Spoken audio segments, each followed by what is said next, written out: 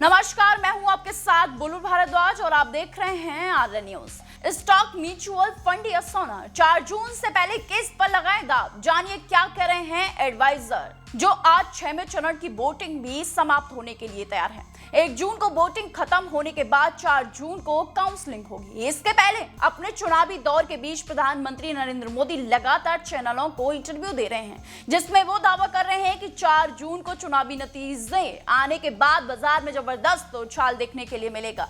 इतना ही नहीं, गृह मंत्री अमित शाह ने भी निवेशकों को सस्ते में शेयर खरीदने की सलाह भी दी है। सवाल यह है कि चुनाव नतीजे आने तक निवेशकों को क्या करना चाहिए। इस वीडियो में हम आपको इसका जवाब तलाशने में मदद करेंगे। लेकिन आगे बढ़ने से पहले अगर आपने इस वीडियो को लाइक नहीं किया है तो सबसे पहले वीडियो को लाइक कर लीजिए। शेयर बाजार के अनुभवी ट्रेडर्स से लेकर नए म्यूचुअल फंड निवेशकों तक सभी को 4 जून 2024 का बेसब्री से इंतजार है। इस दिन लोकसभा चुनाव के नतीजे आएंगे। प्रधानमंत्री नरेंद्र मोदी ने हाल ही में एक इंटरव्यू में कहा कि चुनाव के नतीजों के बाद शेयर बाजार में भारी तेजी आएगी। उनसे पूछा गया था कि क्या चुनावी नतीजों को लेकर शेयर बाजार में घबराहट दिख रही है। इस पर मोदी ने कहा कि जब चुनाव के नतीजे आएंगे तो पूरे हफ्ते ट्रेड करने वाले लोग थक जाएंगे। लोकसभा चुनावों के पिछले कुछ चरणों में कम मतदान के कारण नतीजों को लेकर अनिश्चितताएं बढ़ी हैं। इससे शेयर बाजार में बेचैनी दिख रही है।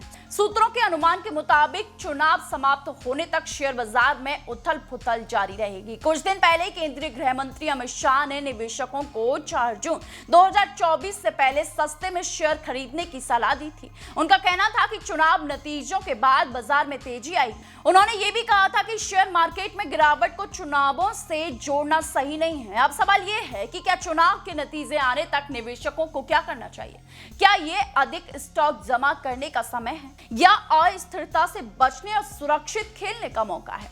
फाइनेंशियल एडवाइजरों की माने तो संभावित प्रॉफिट बुकिंग के लिए अपने पोर्टफोलियो में स्टॉक और म्यूचुअल फंड की समीक्षा करें। खासकर उन सेगमेंट में इसकी जरूरत है जिसमें तेज उछाल देखा गया है। इससे आपको जोखिम से निपटने में मदद मिलेगी। ये समय 3 अंकों के पाई रेशियो पर कारोबार कर रहे कई शेयरों को बेचने का एक अच्छा अवसर है। और एक फाइनेंशियल एडवाइजर के मुताबिक चुनाव नतीजों को लेकर अनिश्चित निवेशकों को नए निवेश को 2 हिस्सों में बांटना चाहिए। इसका एक हिस्सा अभी निवेश करना चाहिए और दूसरा हिस्सा नतीजे घोषित होने के बाद। उनका कहना है कि जोखिम उठाने की क्षमता रखने वाले निवेशक अभी निवेश करना शुरू कर सकते हैं और बाद में और निवेश कर सकते हैं। चुनाव के नतीजे चाहे जो भी हो, हम आर्टिफिशियल इंटेलिजेंस, क्लाउड और डिजिटल ट्रांसफॉर्मेशन जैसे सेक्टरों को लेकर पॉजिटिव हैं। बिजली, बैंक, रेलवे और डिफेंस सेक्टर के शेयरों में लॉन्ग टर्म में अच्छा रिटर्न मिलने की उम्मीद है। लेकिन चुनावी नतीजों के तुरंत बाद इसमें उतार चढ़ाव देखने के लिए मिल सकता है। इक्विटी में निवेश करते समय 5 साल से अधिक का लॉन्ग टर्म फोकस महत्वपूर्ण है। तो वहीं कई फाइनेंशियली एडवाइजर सलाह दे रहे हैं कि अक्षय ऊर्जा, शिपिंग, बंदरगाह, रक्षा और बुनियादी ढांचे जैसे प्रमुख क्षेत्र विकास के लिए तैयार हैं, जिससे अर्थव्यवस्था को लाभ होगा। अगर नतीजों के पहले दिन बाजार में उतार चढ़ाव बना रहता है तो निवेशकों को सावधानी बरतनी चाहिए। शेयर की कीमतों में गिरावट कई लोगों के लिए एक अवसर हो सकती है, लेकिन विशेषज्ञों का कहना है कि निवेशकों को अनुशासित निवेश रणनीति बनानी चाहिए और जल्दबाजी में फैसला लेने से बचना चाहिए। अब आपको बताते हैं कि किन शेयरों में आप पैसा लगा सकते हैं। बाजार की अनिश्चितताएं के दौरान निवेश करने से मौका मिल सकता है। हाई क्वालिटी वाली कंपनियों पर फोकस करना चाहिए जिनकी कीमत में अभी गिरावट आई है।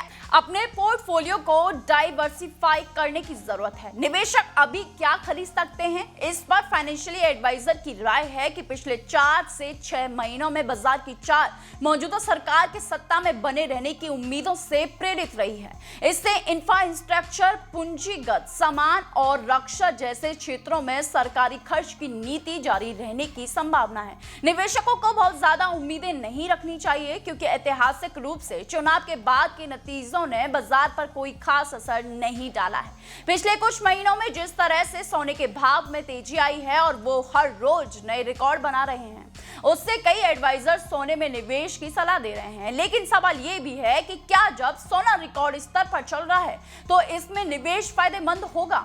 इसके जवाब में एडवाइजरों का कहना है कि पिछले कुछ महीनों में सोने की मजबूत प्रदर्शन किया है। पिछले महीने निचले स्तर से लेकर उच्चतम स्तर तक 30% से अधिक की तेजी आई है। यदि आप अभी बाजार में आक्रामक रूप से प्रवेश करने की योजना बना रहे हैं तो ये एक चुनौती हो सकती है। हम सोने पर दीर्घावधि में तेजी की उम्मीद कर रहे हैं, लेकिन मौजूदा स्तरों पर इसे खरीदने की सलाह नहीं देते। यदि आप बड़ी राशि निवेश करना चाहते हैं तो मौजूदा बाजार की स्थिति का सावधानी पूर्वक मूल्यांकन करें।